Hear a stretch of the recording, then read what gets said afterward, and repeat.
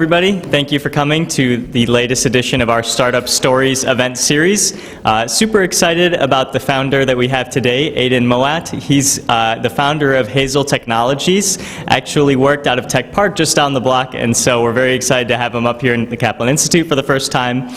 He's going to be sharing his story as an entrepreneur, how he built his company, and then he's going to open it up to Q&A. So feel free throughout the presentation to think about the questions that you'd like to ask in order to help you in your own journeys.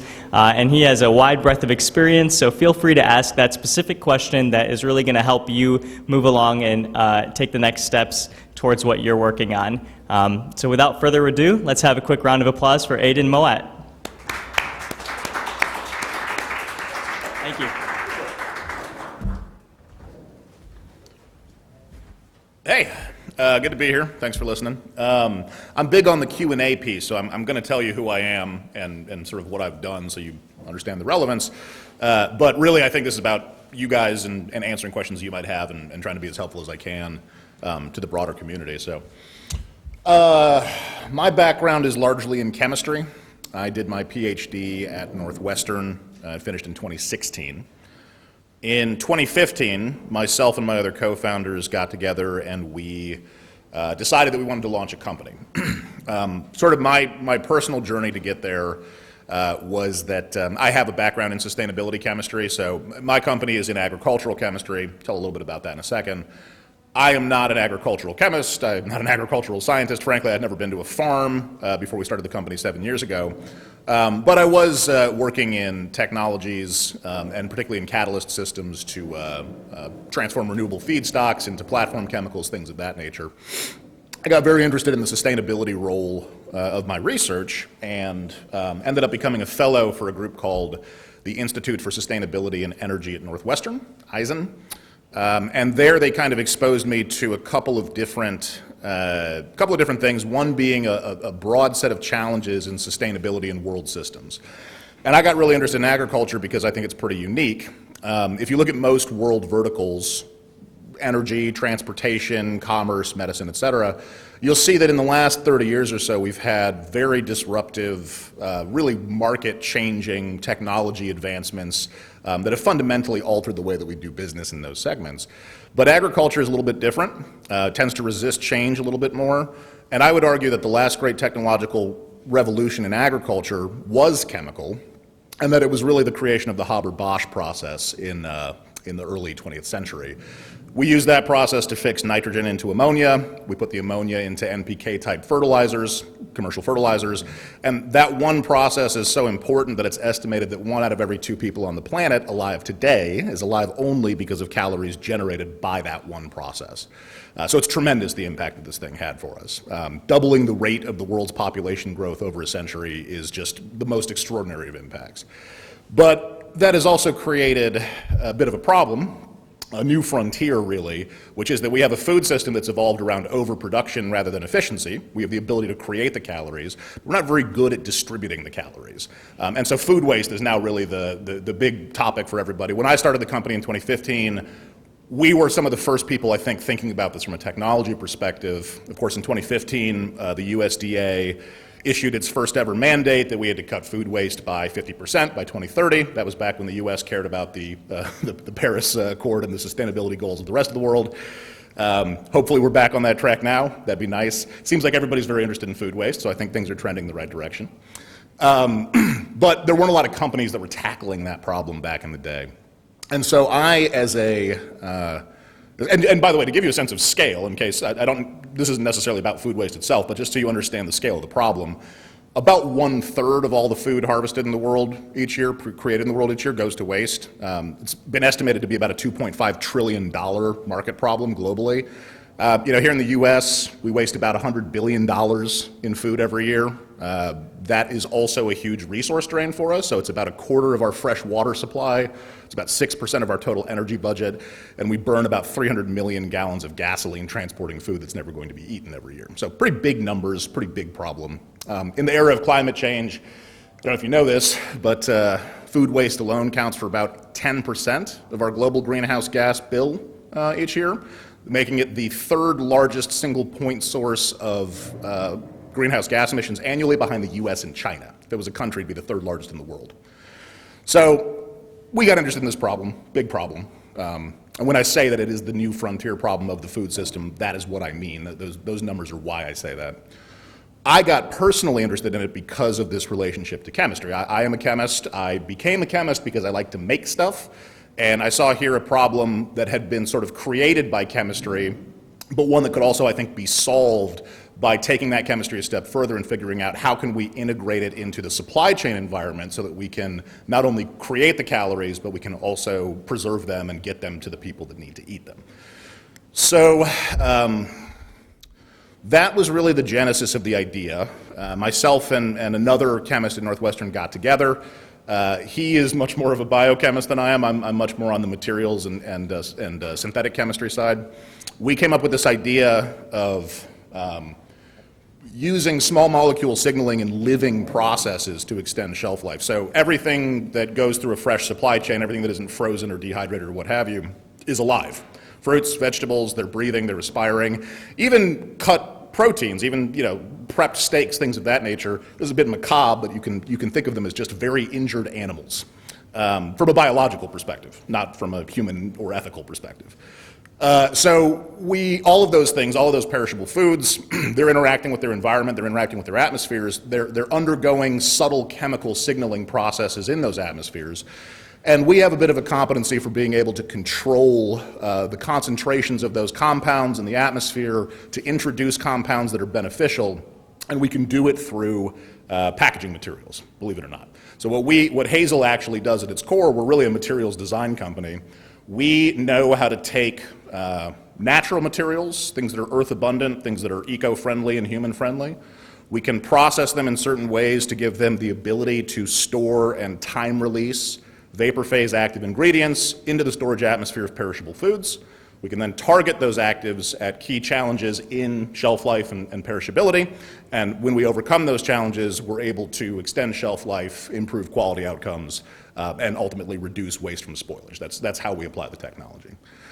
That's the broad platform version of it. From a specific standpoint, what we actually sell, what we make and sell as a product, are packaging materials, packaging material inserts, things that go into boxes, things that go into bags, things that go into clamshells. They're in the form of sachets or pads or papers or what have you. Inside those products, those physical products, are the engineered materials that I'm talking about. They contain the actives, they release the actives. We target them at key verticals, specialty crop, root vegetable, fungally sensitive stuff, things where we want to reduce microbial activity, whatever it is, and we use that chemistry to extend shelf life. I'm going to stop there on the tech side. You guys are welcome to ask more questions if you like. I try not to be overly technical at these things, but happy to talk shop if you like. From a business development perspective, we were 5 students in Northwestern. We had some backing from the university, but this wasn't a university project. I should point that out. That we are actually the PIs of our own technology. It was not a legacy product. It was not something that came out of Adam's or my PhD work. We had an idea. We wanted to pursue it. Certain elements of the university were supportive of that, and we were able to do so. We incorporated ourselves in March of 2015. The 5 of us, and so to flash forward to today, just to sort of give you an idea of the state of the business, all in we've raised about $90 million USD in private equity. We've got 2 or 3 million in additional grant funding from the USDA and other sources, very active grant program. We now employ about 80 people, the majority of them located in Chicago. We have a West Coast office, and we also have offices in Singapore, Peru, Mexico, London, and I think we're putting one in Spain as well. So we're starting to grow out our international profile quite heavily. We service about 250 clients in about 8 countries currently. On our growth map is a plan to become fully commercially deployed in 15 countries by 2025. That's going to put us in every major agronomy on the planet. So we have North America and South America already. We're doing quite a lot of work.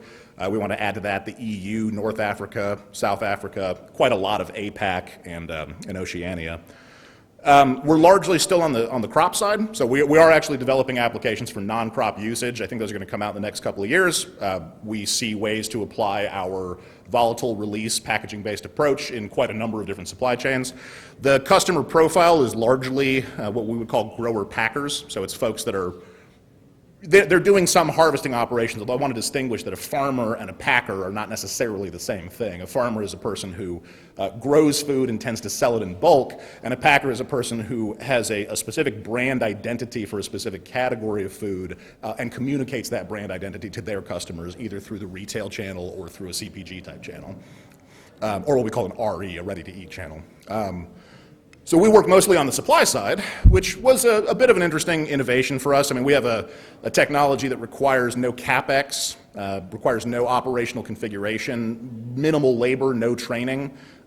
Anybody in the world at any time can drop a sachet into a box with really no other effort involved. And so we've really tried to democratize the ability to take this chemistry and deploy it in as many environments as possible, in contrast to a lot of conventional shelf life technologies where the idea is let's build a big machine and have that machine do all of this labor and so forth and so on. That's fine. There's a place for that. It's just not what my company does.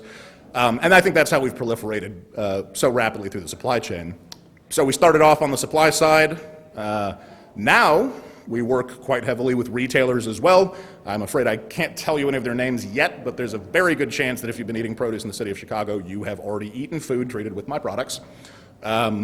So that supply side first perspective has now matriculated down through the rest of the supply chain, and we're pretty much all across it with the exception of a B2C product. Haven't launched that yet, hoping to do so in the next couple of years. Maybe someday soon you get to use Hazel at home, extend your own food shelf life in your own kitchen. I feel like that's a pretty good snapshot of the business. So I'm gonna stop there. I'm just gonna open up for questions. I certainly can tell more stories. I got lots of them, but I'd love to know what's relevant to the audience. All right, so you first.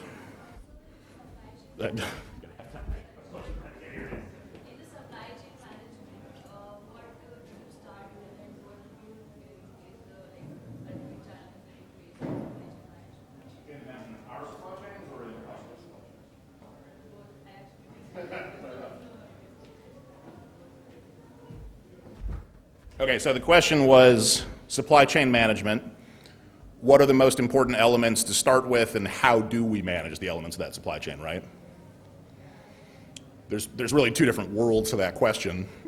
One is the fresh supply chain that we actually interact with on our customer basis. And then the other is our supply chains, our internal supply chains. So we have to deal with material sourcing, may have to do with manufacture, a process that we call customer fulfillment, which is really an aggregate of the finished build product, the inventorying process, the distribution process, and then the customer success process, which is, of course, getting the feedback on whether or not the product did what we wanted them to do. And then, of course, there's last leg, any customer hand-holding, et cetera, et cetera. Ideally, we don't have a lot of returns. Some businesses do, we don't, et cetera. When you think about, I'll start with the fresh supply chains. When you think about fresh supply chains, you generally think about them in terms of pressure. The driving force in supply chain management is things don't last forever, and that's especially true of fresh food items. That's where spoilage waste comes from. I just got through saying it was a huge problem, so clearly a lot of people have a hard time managing their supply chains. There's been a lot of strategies around that, things like FIFO, which I'm sure has come up at least one point in your various educational processes. And then there's a lot of going on right now around the thought process behind algorithmically optimizing FIFO. So it's like ultra FIFO, where can you break down transactions from the pallet level into the micro pallet level? Do you have the right level of granularity on that information system to be able to make actionable decisions on a per SKU basis, a per item basis? Gets a bit challenging, frankly. Our perspective on it is that we want to take control of the supply chain. I've got two perspectives. One is we don't want to own any piece of anyone else's supply chain. That's very expensive. We are not Coyote Logistics. We are not Walmart. We don't own any of the physical assets that go into supply chains. You can think of us almost as a digitized play. We're essentially bringing a new technology layer to the stack of those existing asset management classes And that's where we get all of our ROI from. It makes my margin very high. It also means I don't have to own a bunch of dragging assets. I don't have any liabilities on my balance sheet. I don't have a lot of depreciation I have to deal with, et cetera, et cetera. So we view ourselves strictly as a supply chain support entity in that sense. The same way that you would use an app to direct a driver from point to point without ever owning the truck, that's how we view the chemistry integration as well. So it's easy for us to proliferate all the way through the supply chain. We don't have to like pick a territory. A lot of people would have to sort of pick a territory. Hey, we're going to own the fleet. Hey, we're going to own the software. Hey, we're going to own the buildings, whatever it is. We don't have to. We can work with everybody. And that flexibility, I think, is a hallmark of how we're proliferating through so many different fresh supply chains, because bananas don't look like avocados, and neither of those look like meat. And all of those have totally different pressures and totally different requirements for downstream motion. We can service all of them because we can target the ROI that segment needs without having to change a bunch of our assets all around. That's a very broad overview, so if you have a more specific question, I'm happy to answer it. But that's how we look at the customer supply chain. The internal supply chain we've managed very similarly. It's been very challenging in the pandemic, as I'm sure everybody could guess. Lot of instability, lot of point sourcing. So whereas you like to have like long-term contracts set up with your providers so that you know the cost of goods and you know the volume of goods you're going to get, no, you probably have to make some opportunistic choices and go, okay, well, we need these key materials. We need to have a strategic stockpile. We'll pay any price for a certain period of the year. We've had to make all those choices. I can't tell you there's an overarching strategy to it other than to say we'd like to keep our costs as low as possible while never losing product. We'd like to be able to actually put the product out there. But that actually speaks to the new strategy, which is that while we've been very successful in being asset light for a very long time, we're starting to think about what assets we have to buy to be more robust and to overcome those things. So if you own your own production, chances are you are more robust to those kinds of shifts in the market than if you are relying on some third-party provider who probably has other loyalties, other contracts, other financial pressures, et cetera. We still don't want to own that much. I mean, to be honest, I like having a very asset-light business, but we're probably going to have to buy a factory in India. We're probably going to have to buy production space in Mexico because otherwise it's just too unwieldy to keep servicing the global supply chain. Those are my top-level thoughts. If you need me to revisit it, please feel free to let me know. So you mentioned about how you came up with the idea to actually pursue this in the research. And so I was wondering, is it similar to academic research that you were doing in your PhD, and how did you also incorporate the product side with customer interviews, making sure that it's a product that people actually want to use? Obviously, there's a very clear demand for it, the problem, scale of the problem. So Sure. just overall the process of the research, incorporating business and product. Yeah, that's a good question.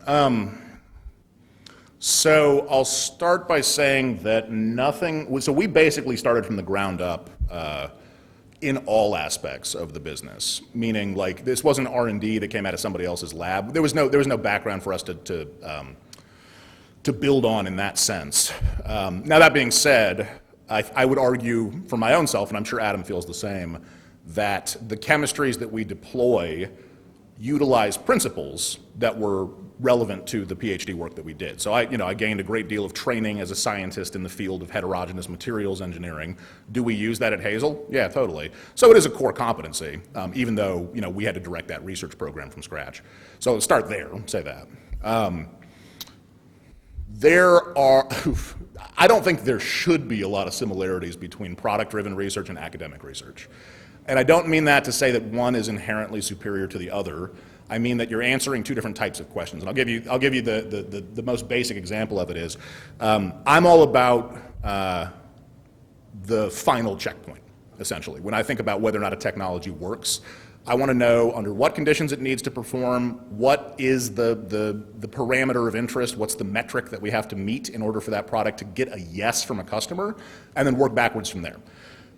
Academic research is far more about understanding all of the individual variables and components that go into a particular system. Everybody wants to know every single thing about a system. The thing is about that from a chemometric perspective, you're really only ever dealing with like 2, maybe 3 variables. If you have more variables than that, you don't have a process because there's just no way to do the DOE on that in a reliable way. Do you know what I mean when I say DOE, design of experiments? Yeah, it's like, let's say you want to find out, let's say you have a product and the performance of the product relies on 1 variable. That's a pretty easy system to work with. That's great. Everybody wants that. That's fantastic. Chances are that's not going to work. Chances are it's one primary variable and then it's like some other thing and there's an interrelationship between them. Well, okay, that's a 4x4 DOE. You can do about 16 experiments to find out what those relationships are, about 8 experiments to find out what those relationships are, and you're done. If you do it with 4 variables, now you're talking about 264 experiments you have to conduct in order to figure out what the definitive relationships are. It just doesn't work anymore. You know what I mean? It scales too rapidly. So in some ways, successful technology isn't about like the coolest, craziest chemistry effect or engineering effect you can achieve. It's about what you can control and what you can communicate. And so there's worlds in which a 50% improvement is better than a 100% improvement if you can reliably deliver the 50% improvement versus not really having a good quality control understanding of what makes a 100% improvement. So I think that's the difference. I think as an academic, you're really trying to get under the hood of a system because it doesn't matter what the relationship of each individual parameter you're investigating is to the final product. It's about knowing that parameter, vice versa on the product side. You want to get to the product with the least amount of spend and the least amount of time.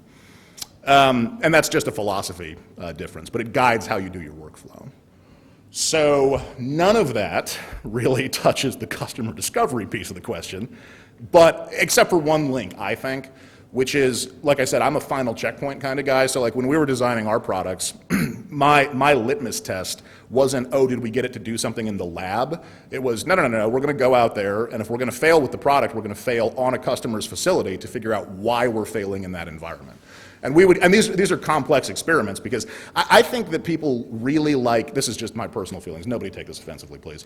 I think that people really like fractional validation of their ideas. Like, if you go out there and you try to sell a product and the customer goes, nah, I don't want that, then in your head, your defense mechanism is, well, but the technology works, like, so it's just something with that customer or whatever it is, Or if you go, hey, this is going to turn the sky pink and the sky turns like fuchsia instead, you're like, oh, well, I did something, something happened, it just wasn't all the way. I think that's irrelevant. I think that's feel good, and it's certainly you do what you got to do to survive. But at the end of the day, there's a hard and fast metric for whether or not your product worked, and it's did it do the thing you said it was going to do, and did you get paid for it? So I try to peel all that back when I think about the analysis of how a technology performs under a complex environment, and just boil the whole thing down to a single point, which is did the customer say yes to it?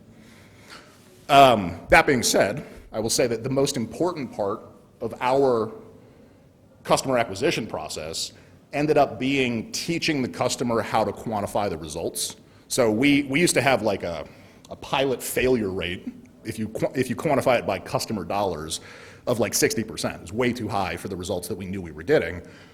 And it turns out that almost any time we would give a product to a customer and say, hey, come back to us with the results and tell us what you think, we would get a no. But if we went to the customer and we said, cool, we'll be back in 5 days and we're going to do a measurement for you and we're going to present those data to you and then you will tell us what you think, we would get a yes every time. That remains part of the Hazel process to this day. My company's called Hazel Technologies, but I don't even know if I said that, but just so you know, I'm not just throwing the word Hazel in out of nowhere. But that remains part of the Hazel process to this day, is teaching the customer ROI. And you'd be shocked, like, we're evaluating, we've evaluated almost $100 million in private equity raising from all these different investors. A lot of them will go, well, what's the ROI? How do you get ROI out of this?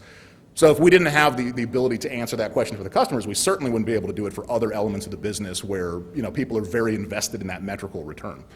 That, I think, is the link between what you do in the lab and the success of your business and the customer discovery process. And you got to find those opportunities where you can control the information narrative. And I'm not saying lie, I'm saying use real data, but you need to control the narrative of what those data actually tell. Does that answer your question? Cool. What else we got? That was fun. Those are very detailed questions. Thanks so much. My name is Nick Roca. I'm a professor of entrepreneurship here.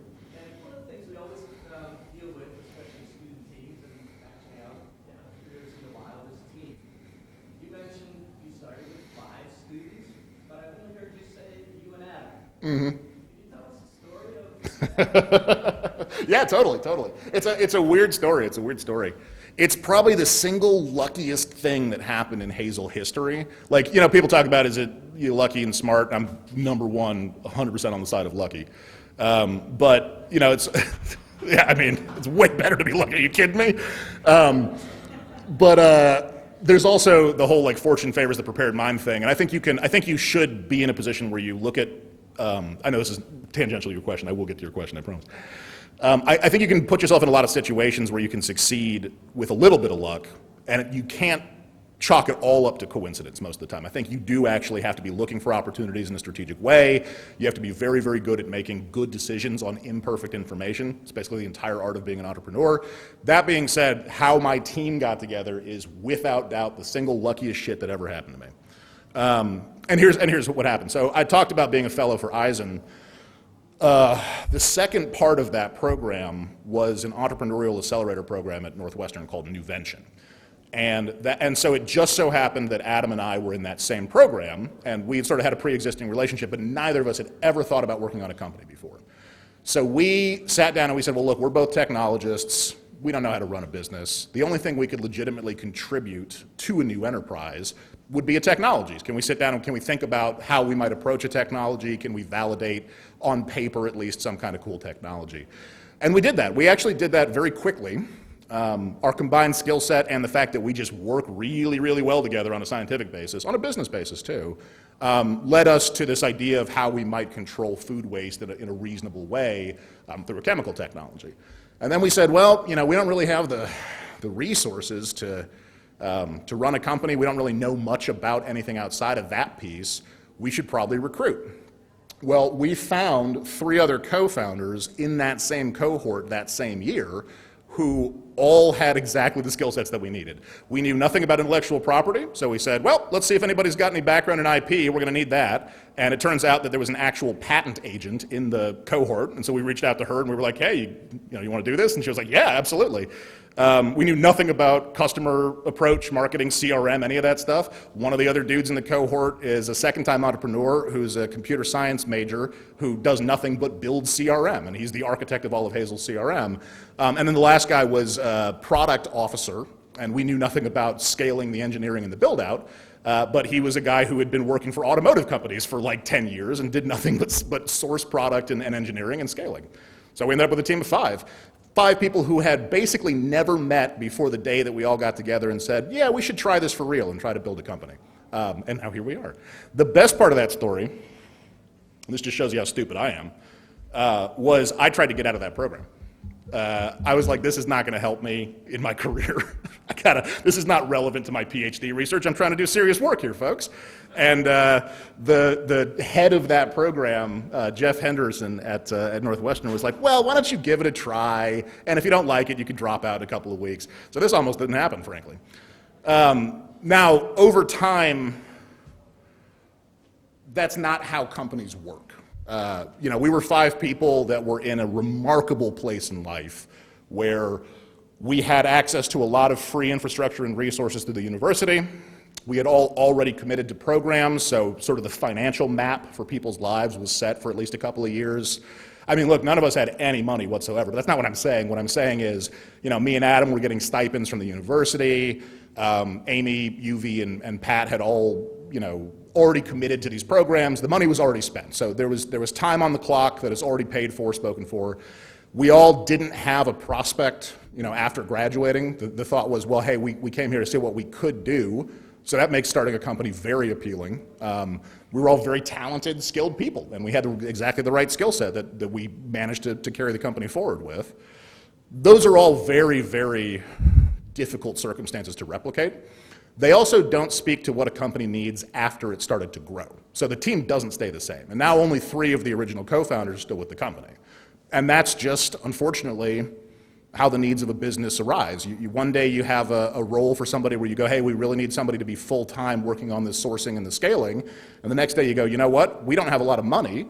And that's no longer a key feature of the company. Right now, we're focused on product build-out and customer success. We need to hire salespeople. We can't afford to have 5 executives at a company with 8 employees. We need to make choices. And those people have equity. They get their payout. This is not, we're not talking about fucking over your partners. I don't believe in that at all. But the truth is that you have to be very realistic about what the needs of the business are at any time, and it's not necessarily the needs of the founders. Those are just jobs. Jobs change. That's the nature of life. So that's my sort of downstream learning. I know that got a little dark towards the end there, but like that's how things happen. But that's how the company started. And I will also say that team is, to this day, founder irrelevant, hands down the most important part of company building. It's the part that everybody ignores the most because it's easy to get wrapped up in saying, well, you know, we need a technology that does X, Y, Z. Oh, hey, you know, revenue is always the most important thing, whatever it is. You get all of those things from your team. The team is the sine qua non of a company. And in my own fundraising experience, which I would say is extensive at this point, I haven't met a single good investor who wouldn't agree with a very classic VC adage, which is any investment that gets placed is 80% jockey, 20% horse. It's really about the ability of the team to adapt and overcome, more so even than the original technology of the business itself. So hopefully that hits the bases you wanted to hit. Oh yeah, I'm looking forward to your book. Yeah, you know, Forbes actually approached me to write a book for them, but it's it's a shakedown. They're like, yeah, you pay all this money, you write a book, then we market it for you. And I was like, that just sounds like I'm paying you to give you content, man. So we'll see. We'll see what happens. All right, so what did you have to do to get to your first significant round of funding? I don't think I can share all of that in public. The first significant round of funding would have been our seed raise, which was February 2017. That was when it closed. It was $800,000. We'd brought in, so this was February 2017, we'd been operating for about 2 years. Across those 2 years, we had cobbled together about maybe 300,000 in funding across 2 years, like including the grant funding and so forth, 300, 350. Couple of private angels that were very generous in the early days, and then some early successes with grants were fantastic. But the first institutionally led, venture-backed raise would have been February 2017, $800,000. That was a really weird time in the clean tech venture landscape. So I started trying to raise real money in 2016, and these processes always take a while. At that time, there were lots of VCs that were transitioning into clean tech, but nobody had placed a single investment. I mean, nobody had placed any investment that actually won. People were spending a little bit of money here and there, but like, who was exiting in clean tech in 2016? You know, you had AgriQuest maybe, but not a lot else happening. And simultaneously, those were the same VCs that had started their clean tech funds back in like 2012 and then gotten their fingers burned real hard by the recession and by the fact that they really didn't understand the market models for clean tech. Did not work on a SaaS model. You can't do it. So it took a long time for venture capitalists to get to the point where they were like, oh yeah, we need to change how we do business. And 2016 was not that year. So I did a lot of play dates with a lot of venture capitalists where after a while, I got to realize they were just using me for their market research because you'd always get to the same final question, which is like, well, you know, you guys don't have 10 million in top line revenue, so we can't validate your business model. See you later. And meanwhile, I've been doing diligence for like 3 weeks, and they've seen all this data and so forth and so on. So we got pretty mad about that. But you know, part of that is about finding the right partner. The downside in 2016 was that there weren't a lot of right partners. There weren't a lot of people writing smaller checks. There weren't a lot of people with any tolerance or understanding of the clean tech or the clean science markets. We encountered one VC. We were evaluating 3 or 4 still in the round, but one who is now an investor of Hazel called Rhapsody Venture Partners. And they said, well, we are specifically looking for these early opportunities, like the early opportunities, the pre-revenue opportunities. And they still had the same difficult questions around business model, which is always going to be true. If you don't have revenue to prove that you have a business model, you got to have a damn good story, frankly. And you got to have a lot of customer acceptance. So you got to do a lot of beg, borrowing, and stealing with the customers to get them to say yes to the VCs for you. And that's exactly what happened, actually. So they came out, they said, hey, we want to come out on your customer visits. They said, we had just gotten we had 10 grand in revenue that year. And we had just done a couple of sales, and they were like, okay, that's a good start. They said, we want to come out and see how these customers are interacting with you and how they're interacting with the product. So we gave them fake business cards. We gave them like fake email addresses for Hazel so that they wouldn't know that they were VCs. And Karsten and Bernie came along to like the farmlands of deep Florida and the Pacific Northwest and Southern California and so forth. to sit in rooms with us and our customers and hear how those conversations went. And I think it's the best diligence. It's funny, I was just talking to an investor yesterday, and he was like, have you ever seen anybody else do that before? I said, no. The next time somebody came to a customer facility in our fundraising history was for a $70 million round. So we raised $20 million, and nobody ever thought to go talk to a customer. I was like, okay. Well, yeah, so that's the kind of stuff that happened. And the other thing that I really liked about that, and I'm going to share this even though it's like maybe not super relevant to the question, but I think it could be very relevant to this room. My hallmark for a good investor is somebody who doesn't try to outsmart me on the technology. There's a lot of people that do that. They really like feeling like the smartest person in the room. They love to do things like, they go, oh, well, I know Professor X at this university. I'm going to have that person come and evaluate your patents or whatever it is. Those conversations go nowhere because I don't have 5 years to teach everybody what I learned during my PhD. I am smarter than them fundamentally on that subject. So what I really liked about Karsten's approach was I was shocked by how little technical diligence he did. And after he invested, I said, hey, you know what, like that was really surprising to me. Everybody else was going, hey, we need to see all these patents and these papers, and you need to take us into your labs and do all this stuff, and we just kept saying no, no, no. And I said, why didn't you do anything? He said, well, I can't, there's nothing I can do to validate that. I can't validate the technology. I can validate how the customer responds to it. I can validate if you have field data that show that it works. I can validate if you have sales. But I can't sit there and argue with you about the principles of materials chemistry. And I was like, that's great. And so ever since then, I've looked for that in every investor we brought into Hazel, and they are all very high quality investors. And I just think that's a very interesting perspective shift in how we started to interact with the venture capital market. So hopefully that answers your question. What else we got? This is fun. Okay, you already did one. I'm not doing you again.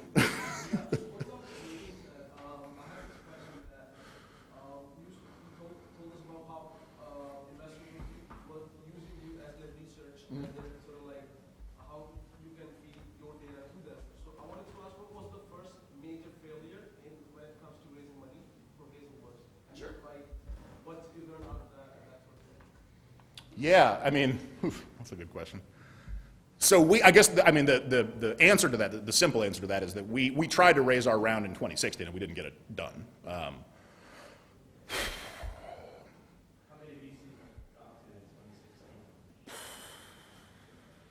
2016? 40-something, 45. It was a small enough round, though. I wouldn't say only VCs. There was also at least 20 or 30 angels. Even $800,000 you could do just on angel money. I mean, we filled in half that round from angels alone. Yeah, we tried to raise, what we're really looking for, okay, I think actually the key point of this was trying to find the lead, really what it is. It's not so much about the money as it is legitimizing the terms, legitimizing the market interest in your company around a credible lead who can write 50+% of the check, usually, and who is somebody that can rally investors around their name, can bring other people to the table. When you go do your next round, they can put in more money in the next round because they're a real fund and not like some fly-by-night family office or whatever, and who can help bring in investors to that next round. Like S2G invested us in our Series A, and S2G has worked harder for Hazel than any other firm in like Hazel history. They roped in the Series B lead. They were part of the Series C diligence team. They've invested every round, certainly. That's normal. That's called pro rata, and that happens every time, or should happen every time. But like they're out there chopping wood, bringing in new people.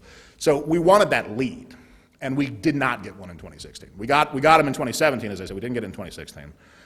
So I had lined up, I'm a big fan of like pipeline analysis for investor flow, and you go, okay, I've got a spreadsheet with 50, 60 names on it. I've got their ticket sizes. I've got whether they can follow, whether they can lead. Are they going to be term setters? Are they going to buck terms? I've got who have they invested in? Where are they located? Where do they like to deploy money? What's their ROI time horizon? All the notes that I have on these guys, right? And you kind of go through the list and you say, okay, the relative likelihood of so-and-so investing is X%, modulate it whether they're a follower or a lead, right? So you have a lead list, you have a follower list, everybody's a follower. You find like one lead for every 10 followers. Everybody will pile onto a train that's going the right direction, right? And then you calculate out what those numbers look like. What I learned, this is a hard and fast rule, or this is not a hard and fast rule, this is kind of a guideline. I generally look for about a 10-to-1 theoretical pipeline value to actual dollars. If I'm raising $100 million, I want to have $1 billion of pipeline value. Because most of it's going to fall off, the deals won't work out properly, so-and-so's going to invest in some other country, someone's going to get cold feet, whatever it is. And that's very much what happened to us in 2016. Too few leads for a number of reasons, some of which I've already described. Too many followers. You fool yourself into thinking, well, I've got all these investors that can write all these checks, my pipeline is huge, but if you start to boil down the reality of those relationships, you have to be very brutally honest with your chances of success. And if you don't do that, you're not going to get an investment. It's a hustle. I mean, it's a grind. It's investment. When I do fundraising now, and I mean, I basically am the only fundraiser at Hazel. I've done all of the fundraising myself. I go offline for like 10 months. I basically can't get any other work done because it's all play dates and financial models and politicking, traveling, learning everybody's names in the industry, et cetera, et cetera. If you want to be good at it, that's what you have to do. And it's a bit much. But yeah, so I hope that answers your question. At the end of the day, I would say we have a very non-conventional business. Actually, this is actually a good piece of advice. I'm not going to encourage you to change your business model to meet expectations, but I'm going to tell you this. If nobody in the market is spending money on the solution you're proposing today, like if the customers have just never spent money on it, you're going to have a way harder time raising money than if you're just replacing somebody else's technology. The reason is actually quite legitimate, which is investors analyze companies through models, right? If you have an existing revenue model that's been proven and that they understand, they can do a DCF analysis, discount cash flow analysis on it. They can calculate a net present value. They can come to a valuation of the share price very handily, and they take a lot of the speculation out of the market flavor of what that share price is in a private market transaction. So to the extent that's possible, you should lie to every investor and tell them that you have a very conventional revenue model, even if that's not your actual revenue model. Lying is a strong word. Don't go lying to investors, obviously. But the truth is that you're storytelling, right? And oftentimes it's very helpful to tell a story they've heard before to get them to the point where they understand what's unique about your approach to that particular thing. It's just, this is not, like I said, don't change your business around to fit this criterion. Just be aware that it's a much lighter lift to share a business model with an investor that they already understand. The other part of that is educational, right? Don't shop your company to investors that don't understand it. Right? That was the big problem for us in 2016 was nobody understood, even today nobody understands the market that I'm in. Nobody understands ag tech. There's no ag tech VC that actually knows what farming prices look like. So we try to bridge that gap, we try to talk with them, and we've got enough credibility now that people believe what I say, and that's helpful. You know, back in the day when I was just like a PhD guy who had never done any business, nobody was like, oh yeah, he knows what he's talking about.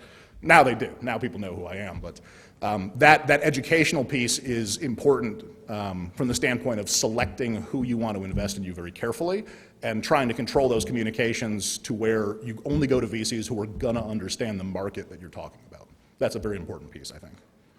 Hopefully that helps. Good. All right, now you can ask your second question if you want.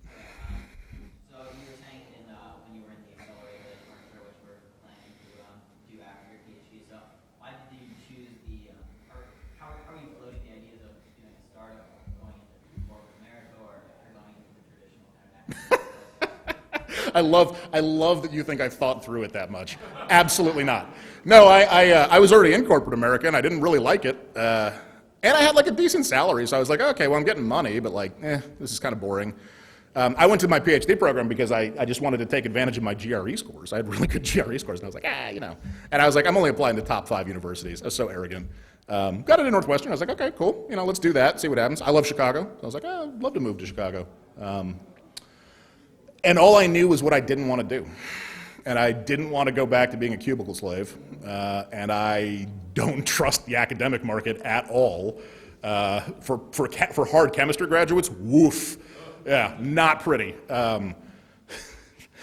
What's the adage? You spend 5 years learning to do a job, then you find out that there's only one job in the world for you, and it's already held by your professor. So I was like, this doesn't look good. So I've always been I'll give you a serious answer to your question.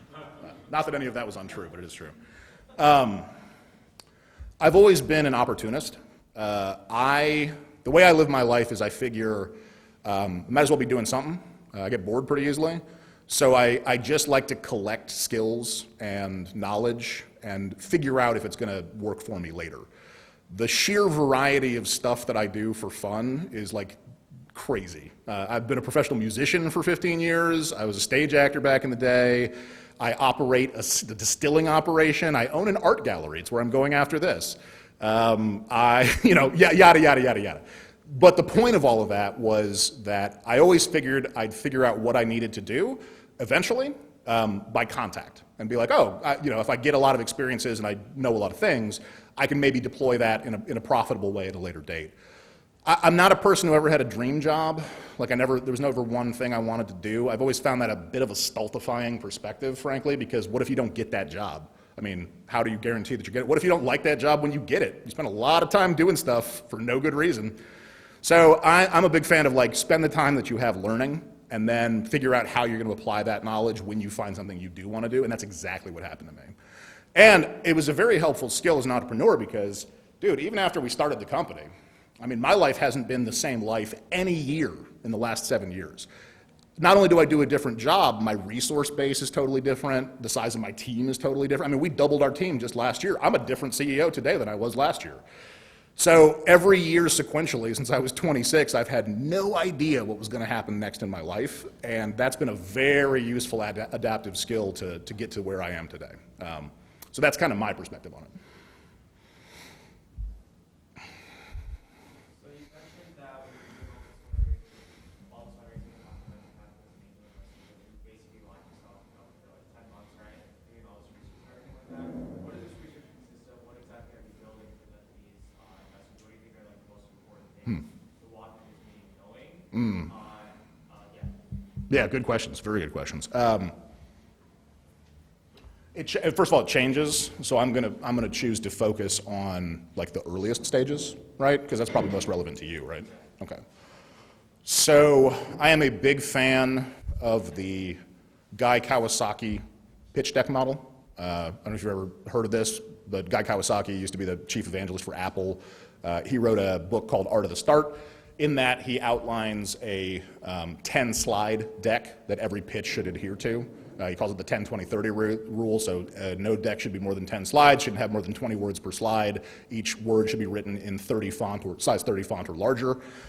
Those are formatting type things, but he's got a blueprint for the essential information you need to communicate to an investor in this 10-slide format. You can get it for free online. Strongly recommend starting there, because honestly, it'll answer a lot of the question you just asked. But what are the things you must have? Well, okay, let's talk about the research basis. Who are you talking to? Know your audience, right? You got a whole wide world at Google's fingertips right there. You can figure out a lot of stuff about people pretty quickly, between that and LinkedIn. So you want to know stuff you want to know all the things I already mentioned, right? Who's the investor? What's their staging? Where do they like to invest? If it's going to do you no good to go to a private equity guy if you're trying to raise ultra bleeding edge seed startup capital, they're not going to invest. Money is not the same in all the different hands of these investors. So you got to find those investors that are investing actively at your stage. What are the verticals that those investors are looking in? What markets do they touch? Where are the synergies in those markets? Who have they invested in the past? Where are their successes? Where are their failures? All of this is stuff that you just need to start Googling on a per name basis, basically. Start off by typing in who are all the VCs in blah in Google, and you'll get 50 hits, and then you just start digging out information on each one of them. And most of them make it pretty easy. There's a lot of stuff on websites. You can read a lot of press releases, stuff like that. Find out who the key players are. Managing partners. I don't talk to junior associates. I've never once bothered to answer an email or a call from an associate. Associates are people who aggregate data for people to make decisions about and build models so that they can impress their bosses and get promoted, essentially. They will not be able to make an investment decision, so I don't see why I should talk to them. Find the managing partners, find the general partners. Those are people who you can just pop them an email real quick and they'll go, oh, I'm interested in this, let's talk, and then you've eliminated 10 steps of the process right then and there.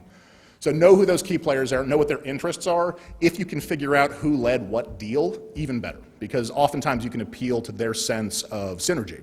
I know certain partners at certain firms who have invested in Hazel who have specific carry in Hazel's deal, meaning they have a deep investment in their career in how well we succeed. That person is probably going to be very likely to invest in other companies that they view as supportive to the Hazel ecosystem, and probably not very likely to invest in companies they view as competitive, right? That kind of intelligence. You want to know ticket size? VCs are pretty forgiving about ticket size meaning how big the check is.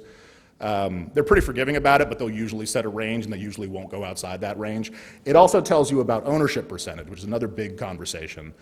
When you get to pricing a company, there's usually a relationship between the amount of capital that needs to be raised and the price, because VCs don't want to own less than, say, 8% of a given enterprise. The legal fees are too high. The ROI is too low. They need to have a substantial share of the company to want to invest. That helps you decide who might or might not follow.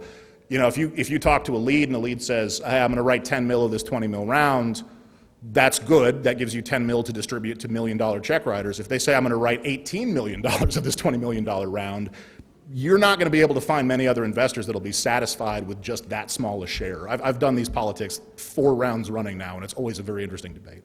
So knowing how much each one wants is very helpful. And then there's also something that is a little bit more aligning about VCs in particular called thesis. So there's sort of a philosophy to how they approach a market. You really want to make sure you're talking to a VC that has a thesis that fits your company profile. Like, if they're a SaaS company that only turns over companies every 5 years and you want to run a hard tech engineering business, their thesis is not going to align with you. Your ROI time horizon's 10, 15, 20 years. That just doesn't make sense right then and there. You do all that research, you know who you're talking to, okay? We'll put that to the side for right now. I know there's like a speed course in the whole thing, but I only have so much time. I can't tell you every single thing. Go to that guy Kawasaki deck and you'll see that his 10 slides are very punchy and they really touch on the primary information. If you're a company that has no financial history and no market validation, like you haven't sold any product or anything like that, don't waste time on 5-year projections. That's crazy. And if your investor wants to see that, tell them to fuck off, because that means that they have no business investing in that stage of company. So what do you need? You need a clear depiction of the size of the problem to be solved. You need a TAM. It has to be a big TAM. You need to have a clear product market fit. How does your product hypothesis fit the market that you have described? You need to understand how it looks in the competitive landscape. Is this are you disrupting status quo? Are you fighting for dollars with 2 or 3 other major players? How are you proposing feature differentiation from other key competitors? I don't like the quadrant charts that everybody draws that are like, easy versus hard and like soft versus hard or whatever it is, and they like put your company up in the top right. I don't like those very much because they're not particularly useful. It's much better to dial in on things like price model or feature model and say, okay, here's how this is serving the market. Here's how we're going to do better at a better cost basis and therefore be more profitable, that kind of thing. Don't draft like 3 or 5 year projections, but you do want to have a projection table. So you want to give some understanding of at least the key inflection points: revenue positivity, cash flow positivity, EBITDA positivity. Honestly, I think you could boil down an entire financial model to just those numbers and be like, okay, we're going to be spending this amount each year in our OpEx, and then we will hit enough revenue ramp in this year that we're going to hit the first revenue positive point, and then the line of sight to EBITDA positivity is 2 years later. And you want to have some calculations to back that up. But for a seed stage company, a pre-seed stage company, no information you're going to provide is more granular than that. If you're working on like a hardware or a software piece, have a demo. You're going to need that for sure. Make sure you have all of your company's agreements locked up. That's good. I invest in companies. I don't invest in a company. I will never invest in a company that doesn't have its full legal suite set up. It's just, you can't do it. Operating agreements, employment agreements, key personnel agreements, IP assignment. There's probably a couple others in that list, but like if you don't have the foundational documents set up, it's not a business, and you can't protect the value that it creates. You'll want to talk about intellectual property. Is there any intellectual property to it? And don't go into too much detail. Don't need to. If they ask for too much detail, don't give it to them. Just enough that they get interested and want to go deeper into diligence. Go-to-market strategy, revenue model. So you don't necessarily need a bunch of projections, but you do need to tell them how a dollar gets from the customer's account into your account. Very important. Am I missing anything? You're a professor of entrepreneurship. What am I missing?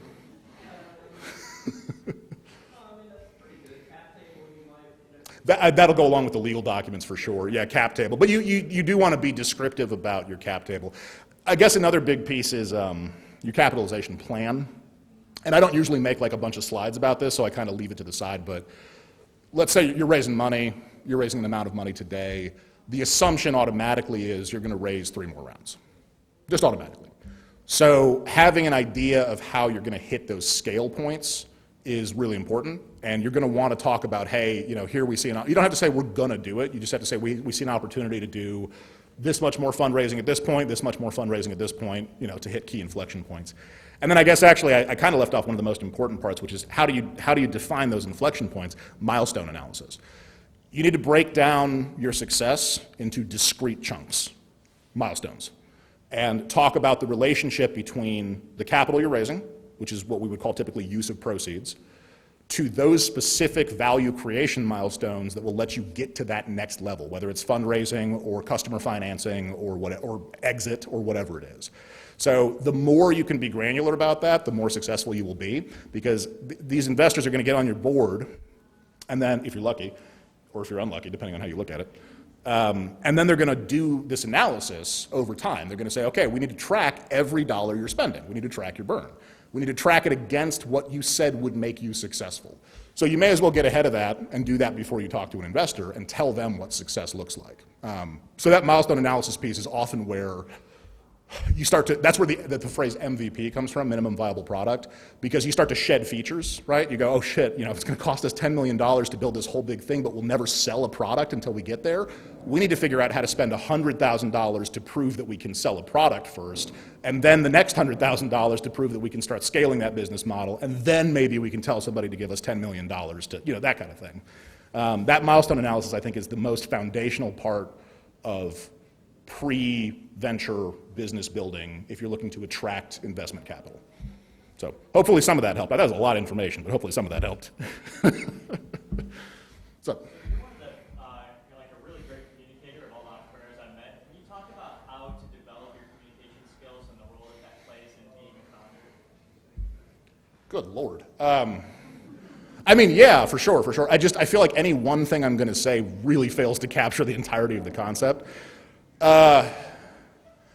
I recommend reading a lot of modern writing.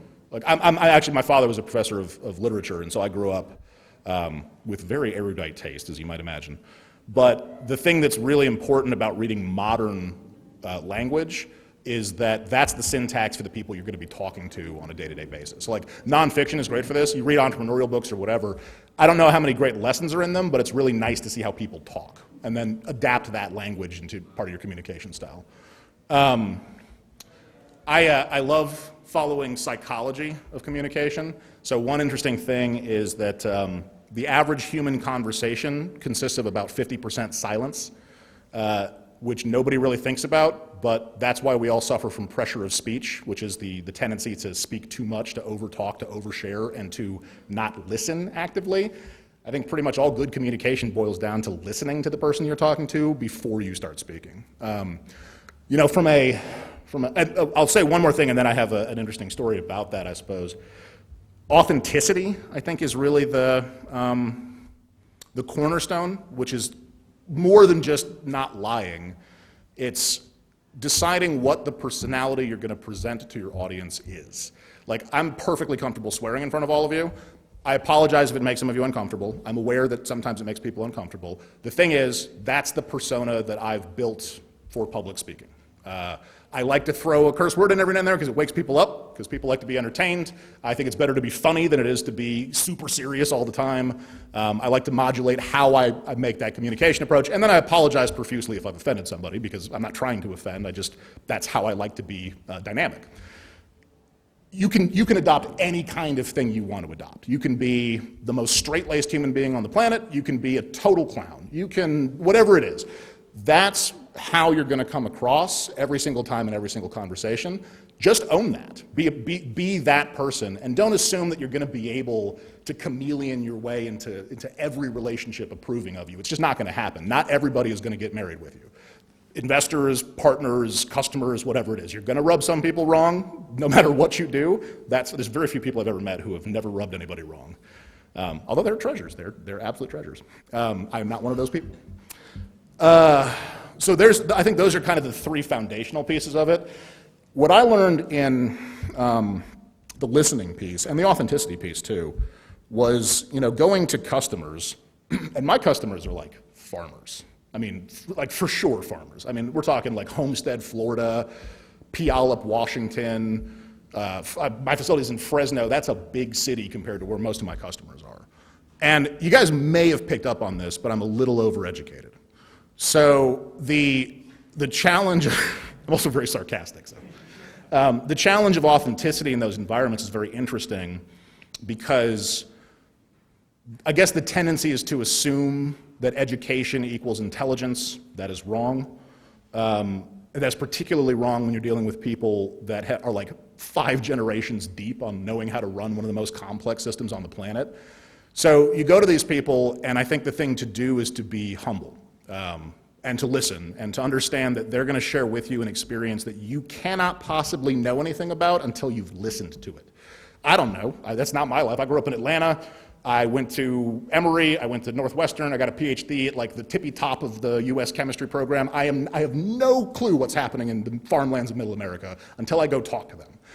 So I'm big on primary intelligence, I'm big on talking to the people that you intend to serve, and I'm big on being humble about the messaging that they give you, and you'd be shocked. Nobody ever comes at me for talking like I talk. Nobody says I'm overeducated, nobody cares about my ultra-liberal politics, nobody cares. Because the foundational relationship is respectful, and that respect is couched in a communication process that is 50% me talking and hopefully 50% them talking, and that's how the relationship is meant to work. So it's a really big, complex question. Hopefully those are some answers you haven't heard before, and hopefully that helps in some way.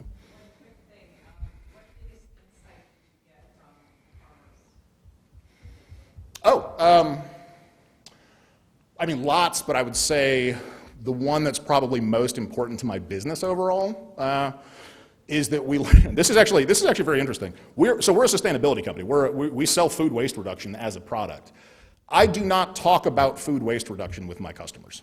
There are certainly some of my customers who have sustainability employees, VPs of sustainability, or ESG-focused employees. Their whole thing is just like better sourcing, greener sourcing, et cetera, et cetera. But when it comes to purchasing decisions, it is a not very effective selling point to talk about how we're going to save them a few percentage points in waste from an operational perspective. Even if we save them more than we charge them, which we do, that's not the thing that ever got anyone excited.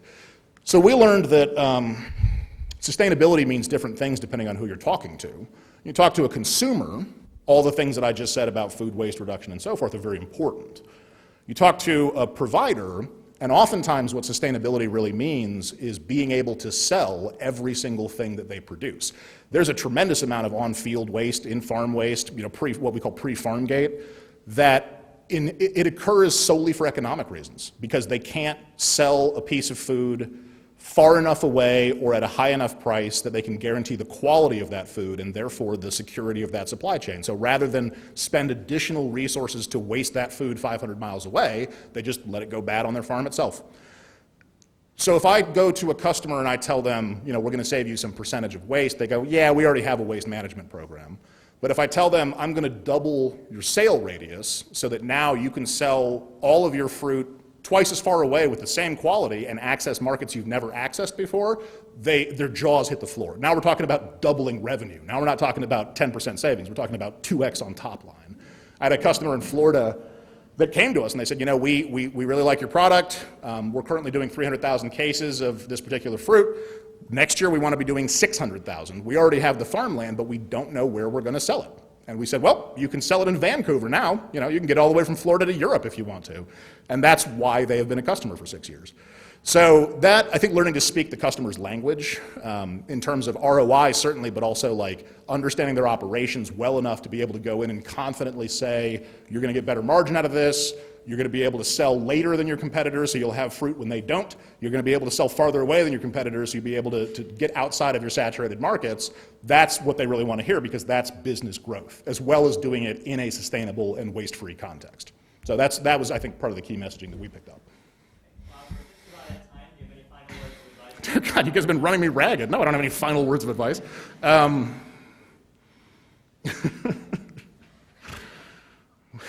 No, just give me one more question. Just give me another question. Talk about leadership. That's one of the Sure. big skills that we're trying to work on. A lot of students, it's the first time that they're taking on a leadership role. Sure. Can you talk about briefly kind of any advice around that? Dear God, yeah.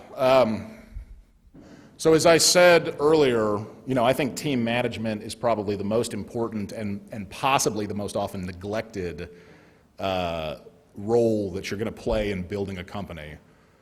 And I think leadership has a couple of different functional definitions. The one that I like the most is that a leader is someone who makes unequivocal decisions and abides by the consequences of those decisions. I would never ask somebody to do something that I wouldn't do myself. I would never ask somebody else to take the blame for something that I decided. And if there is a question that requires an answer, I will always be the one that answers it, if nobody else will. That's manifested in so many ways I can't even possibly count, but that's what it means to me, the leadership piece. That being said, I think the other cardinal sin of very talented people is to believe that they can do everything equally well as everybody else, and that is nonsense. There is such a thing as comparative advantage. If you guys remember from very, very basic microeconomic class, there is even an advantage to having somebody who can't necessarily do as well as you in a certain role as long as you're doing the thing you think you're best at. The last piece of that, which kind of ties into that, I think, is I'll just mention very briefly what has been a very successful organizational strategy for me. And I can't say it's a universal principle, but I can tell you that it's worked very well for me. I believe in doing the work of hiring up front, meaning once a person is on my team, I assume they're going to be there for life. I assume that we'll be good enough to them and they'll be good enough to us that I don't have to look over their shoulder, double check their work. I do not micromanage. In fact, I generally like it when people don't come to me with their problems. And there's a couple of advantages to that. It's not just me being lazy, although I'm profoundly lazy. It's that when you do that, you set up a clear demarcation about the category of problem that needs arbitration decisions. When you take all the commonplace stuff off your desk and you say, okay, this is your subject matter expertise. I trust you to go execute because I'm paying you to do it and I don't get your salary if I make the choices. Then you set up a paradigm where people go, okay, I can lead my own self. I'm empowered to lead until I reach something that legitimately goes over my head and doesn't work the other way around, meaning people don't try to take on more than they're supposed to do. Basically, clear role delineation, I think, is the positive outcome of that. Which means you have to trust people. It also means that you can't be lazy about hiring people. We have a very small team relative to what we've accomplished. We're about 80 people currently. The next biggest competitor who has less traction than me has 500 employees. We've done a lot more with 80 people than and we didn't even have 80 people last year, than they've done with 500 for years. So that tells you that the right hire is worth almost 10 times the headcount, straight up. And the way you get there is by spending I think we spend more man hours per unit hire than any company has ever spent. Like, I don't even know a benchmark for it. We probably spend 30 man hours on every single role, regardless of the seniority of the role, at minimum. If I'm hiring a VP, I mean, it's going to be 1 and 2 person interviews, several of them, a preliminary dinner at least, so that I can figure out if they're a lunatic. Then at least 2 different panel interviews, and then a finalization dinner at least for negotiating over contract terms. I mean, I've done this with almost every single person on my team, or at least everybody on my senior leadership. I don't do dinners with every single employee anymore. That would be way too much. I would die. So that's the important part. I think people think about team management as like, well, I'm going to hire as many people as I want, and I'm going to fire the people that don't do well. That's bad leadership. Leadership would be looking people in the eye and understanding what they're worth up front, giving them what they're worth, and then trusting them to do the job that you hired them to do. And that has worked phenomenally for me. So I think that's probably the last learning that I would share there. So hopefully it's a good note to end on.